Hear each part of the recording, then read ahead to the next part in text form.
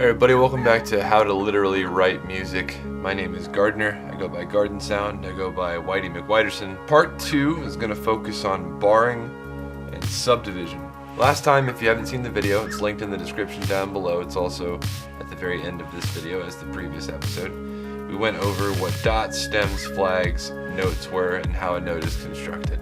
Today, just sticking to basic notation concepts, we're going to go over barring and subdivision. And that's it for today. So what do I mean when I say barring or subdivision? Well, it comes down to a point where you have notes, right? So let's look back at this example again. If we're counting at 120, C, C, C, C. That's pretty interesting. Not really. What if we wanted to have C, C, C, C, C, C, C, or, C, C, C, C, C, C, C. You know what I'm saying? Like, what if we wanted to have notes that were faster than this note?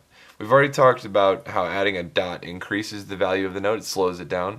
We've already talked about how writing an eighth note is going to decrease the value of the note by half. What we could do, there we go, so C, C, C, C, C, C. Technically, these all add up to 4 quarter notes, and technically this is fine. But the thing about it is, these two notes right here, an eighth note, equal the value of one of our quarter notes. In musical notation, we have this thing called a bar. And what a bar does is it ties two note values that equal up whatever the constant, they equal whatever the global subdivision is.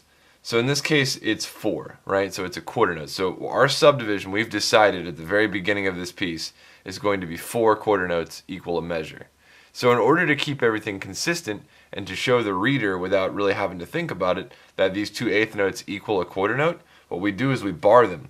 So this is incorrect because it does not have the correct bars. It should look like this instead. That is the appropriate barring for that measure.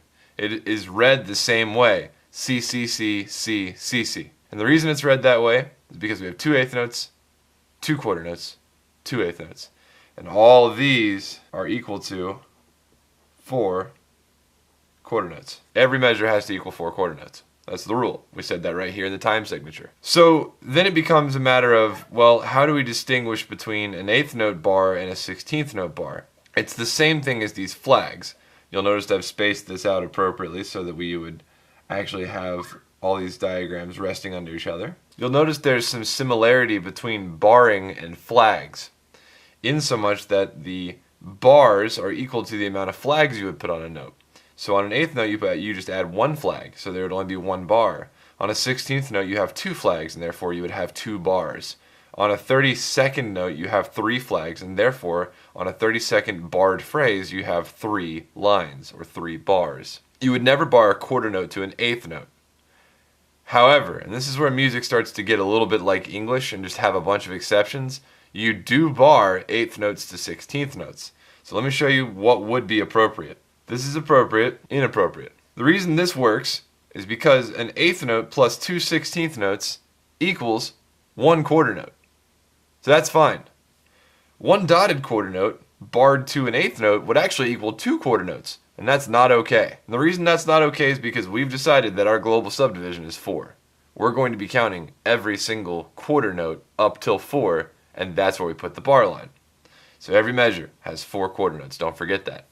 That's why it's appropriate for us to bar an eighth note to a 16th note, because that equals 1 quarter note. This right here is equal to 2 quarter notes, and that's not okay. So you can bar eighths and 16ths as long as they equal a quarter note. You can bar 16ths and 32nds together as long as they equal a quarter note.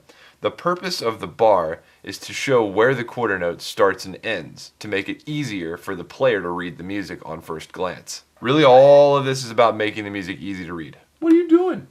What you doing? What you doing, girl? There's one more rule that you have to consider when you're looking at barring and subdivision. The other rule is that you want to space these appropriately. So I'm going to move this up a little bit. Let's talk about barring and spacing. So in order for everything to be clear, what I'm going to do here is I'm going to draw down our next measure.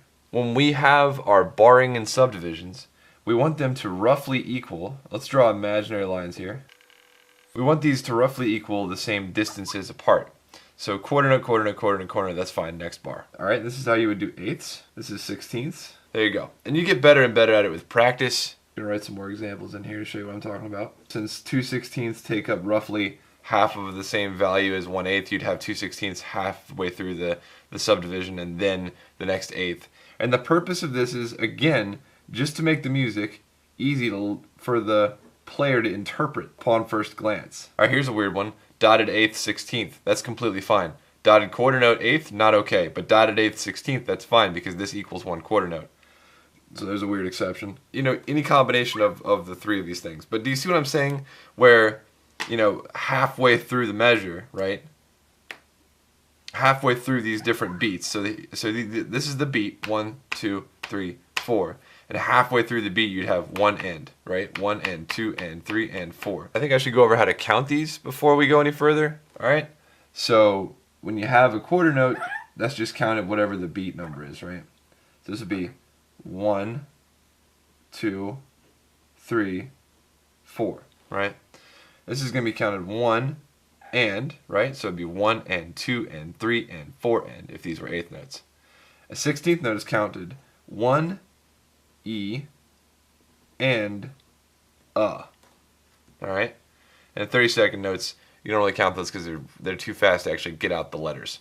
All right, so 1 E and a, that's the 16th note. So it'd be 1 E and a, 2 E and a, 3 E and a, 4 E and a. And that's the way you count it. If we were in a compound meter like 6/8, it would be Tavakiti Dama. We'll go over that some other time. So 1 and 2 and 3 and 4 and that last note would be the downbeat here. It's funny because this is actually just as hard to explain it as it is to comprehend. So if you're feeling like you missed something, go back and watch the video again. Of course, leave me a comment below if you have a question that you're not able to answer on your own. I'm definitely here for that. And yeah, this is part 2, barring and subdivision. Next time we're going to talk about compound meter, barring, subdivision, and notation.